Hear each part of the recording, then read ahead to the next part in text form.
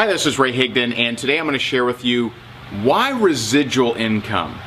Why is it so important for you and your family to create residual income? I'm going to share that with you, and it may be an answer that you're not expecting, so stay tuned. So my mission with this video is twofold. Number one, I want to answer the question, why residual income?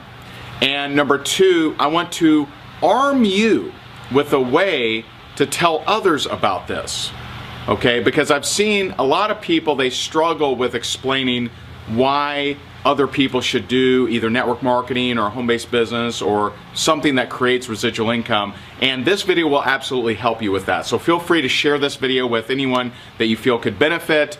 Share it with your team so they can better tell people about it. So why residual income? Well, residual income is money that comes into your household whether you roll over in bed or out of bed. It's whether you punch a clock or not. It's money that's coming, scheduled just to come in, no matter what your work output is for that particular month or the months thereafter. Now, so what's the problems with residual income? How come more people don't do it? Well, residual income takes one of two things, okay? Time or money. If you have plenty of money, right? If you're just loaded to the max, you can buy apartment complexes that produce residual income, laundromats, on the maybe lower level, vending machines, right? You can buy things that will spit out residual income for you, okay? Now, there's risk, obviously. Anytime, just so you know, even in real estate, I bear witness to that. Anything that you have to put out a lot of money to, there is a risk there, okay? And when I say a lot of money, I mean tens of thousands, hundreds of thousands, millions of dollars, right? And so the other side, time.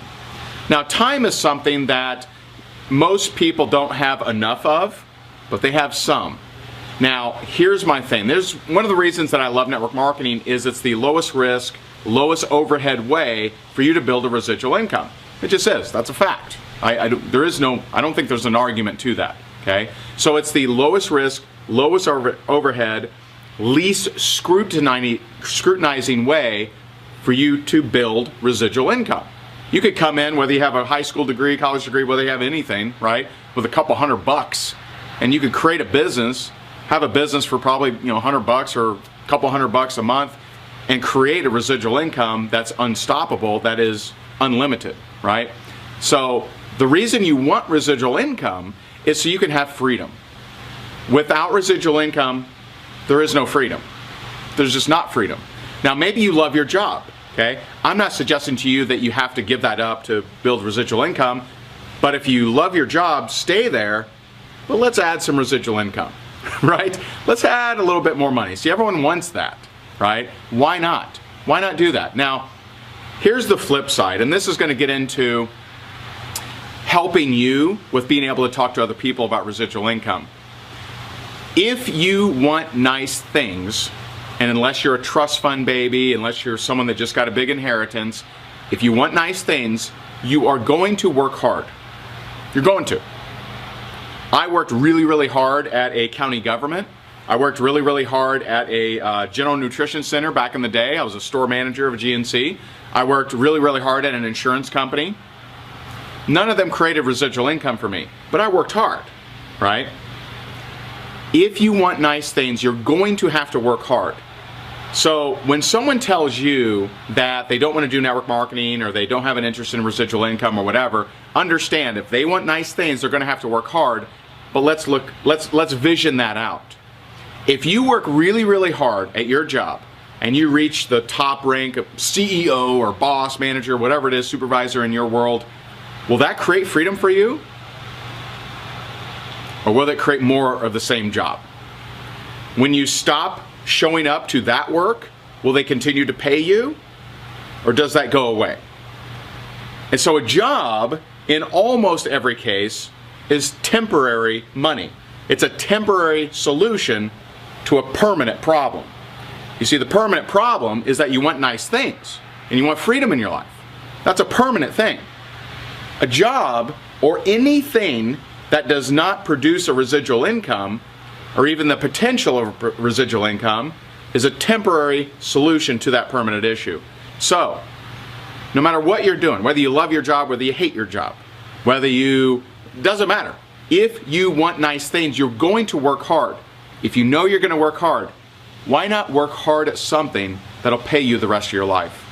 Why not work hard at something that the highest rank is going to create total freedom for you? So understand, when you talk to your warm market, when you talk to a friend of yours and they say they're not interested, remind them of the alternative. Okay, remind them that, okay, so just so you know, I'm going to build this over here. I'm going to build a team that's going to create residual income, pay me every single month. You're going to stay at your job, that's totally cool. And when you stop that job, they're going to stop paying you.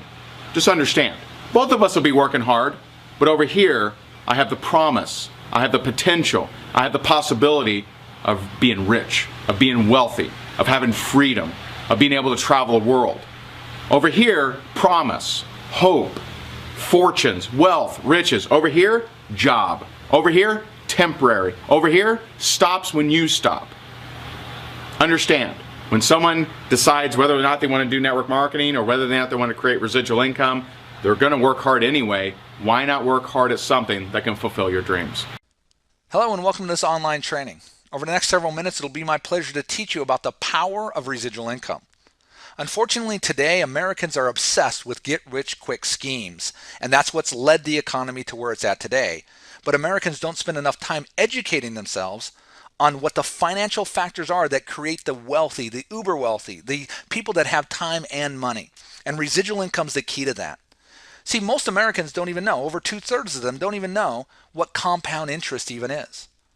Half of Americans don't even know the interest rate on their own credit cards, and a quarter of them think the interest rate's less than 10%. Unfortunately, those credit cards are maxed, and it's going to take decades for Americans to even pay those off.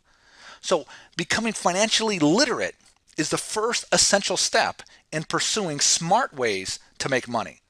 The old saying, work harder, just doesn't work. You want to work smarter, you want to work smarter. So let's start with the definition. Residual or passive income is income that continues to be generated after the initial effort has been expended. So you want to pursue incomes where you can do work once and get paid months, years, or even decades off of that one-time effort. Unfortunately, most people don't know how powerful that is, and most people don't know how to do it. So let's start with the power of residual income. And let's make some assumptions. Let's assume that the cost of capital, the money that you had to lay down to start pursuing residual income, was $500. And let's assume that if you had a bank account that had a savings in it, that the bank would pay you 3% on that savings. Now today that's probably not reasonable. That's overstated, but that's okay. We'll give them the benefit of the doubt. We'll assume a 3% rate of bank interest that you can earn. And let's assume that once you create this business, that you have to pay $149 a year to keep the business going. So that's an annual cost that has to be calculated into our calculations as we look at the power of residual income. So let's assume that you invested $500 into a business or asset, and let's assume that for that one-off investment of $500 plus an annual cost of $149, that you started producing a $15 a month income. Now you're not rich, okay, by any standards, but a $15 a month income is the equivalent of having $6,000 in the bank upon which you were earning 3% interest. So you see, you can do one of two things. You can save $6,000 in the bank and earn 3% interest, which will generate you $15, or you can pursue residual incomes with a capital cost of, let's say, $500, upon which you're returning $15 a month. If you invested $500 and only made $15 a month for the rest of your life on that initial investment, you would be making a 6% rate of return. Now, rates of return are important to calculate because that determines how well your capital is working for you. See, if you invested in the stock market in the last 10 years, you've lost about 25% of the capital that you put in. So you have a negative 25% rate of return. In this case, if you took $500 and invested it and made $15 a month, you would have a 6% rate of return. And if it was guaranteed, it was an annuity, it was going to go into the future every single month, you could sell that business using a net present value calculation. You could sell that $15 a month income stream for $1,487. So that would be a pretty good accomplishment, right? You took $500, you invested it into a business, you're returning $15 a month, which is the equivalent as if you saved $6,000 in the bank. The rate of return on that's 6%. And if somebody wanted to buy that business from you, you could sell it to them for $1,487. So residual income, passive income, is very, very powerful because it is the equivalent of money in the bank. So let's look at $100 a month of passive income. The equivalent that you would have to have in the bank to return $100 a month of passive income would be $40,000 invested at 3% interest in the bank. Your rate of return is 211% off of that $500 capital investment, and somebody would buy that business off of you for $9,900. If you were making $750 a month in passive or residual income, you've done the equivalent of saving $300,000 in the bank. What if you had $1,100 a month of income? $1,100 a month of passive income is like you saved $440,000 in the bank. Let me ask you a quick question. Over the next 5 years, if you pursued a business part-time that cost you $500 to start, and after 5 years you had an $1,100 a month income, do you think that's going to be easier to do than save $440,000 over the next 5 years? You would basically have to put into the bank $90,000 a year, or about $7,000 a month. You would have to save every single month for the next 5 years to produce the same passive income if it was earning you a rate of return of 3%. Matter of fact, on that $500 capital investment, you've made a 2,615% rate of return annualized, and somebody would buy that business off you for $109,000. If it was $5,000 a month, it's the equivalent of $2.2 million in the bank. If it was $11,000 a month of passive income, it's $4.4 million in the bank. And if it was $20,000 a month of passive income, you would have the equivalent of having saved $8 million, and you would have an asset that somebody would buy off of you today for $1.9 million. Let me ask you a quick question. Knowing the power of residual income or passive income, how could you pursue any income that doesn't have a passive component to it? Once I discovered this, and I've got an MBA, once I discovered this, I realized I could never pursue linear income ever again, time for money. Because what happens when you pursue time for money? You work an hour, you get paid an hour. You work an hour, you get paid an hour. If you don't work an hour, you can't get paid an hour.